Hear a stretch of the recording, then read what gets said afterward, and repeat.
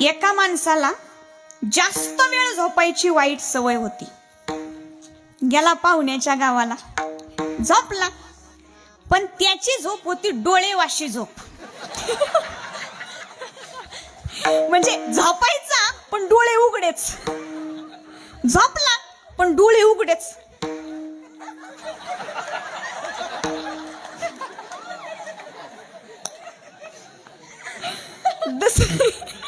दुसऱ्या दिवशी पहाट झाली, हा काय उठलाच नाही. 6 वाजले, 7 वाजले, 8 वाजले, पण पाहुणा काय उठानाच. घरधण्याने विचार केला, पाहुणा का बरं उठाना. घरधण्याने पाहुण्याच्या जवळ जाऊन पाहिलं, पाहुण्याचे डोळे उघडे.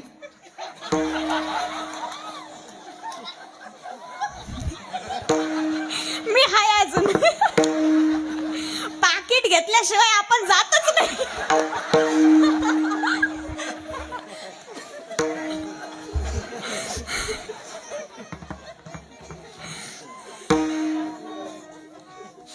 गर्दनी म्हणतो गेला,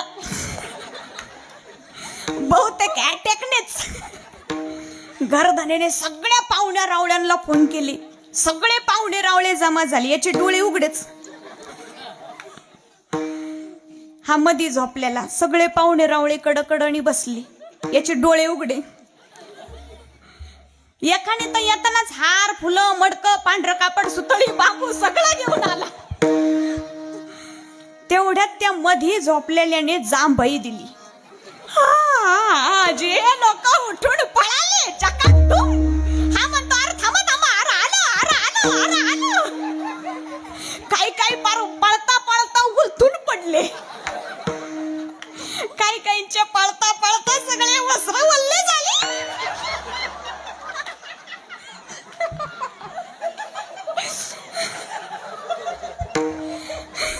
घामाने घामाने घामाने.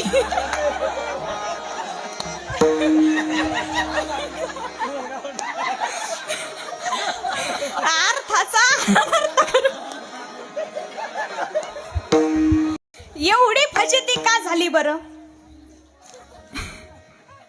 डोळे उघडे, डोळे उघडे नाही, जास्त वेळ झोपायची वाईट सवय. तसे सत्य स्वीकारायचेच नाही, ही या महाराजांची वाईट सवय आहे.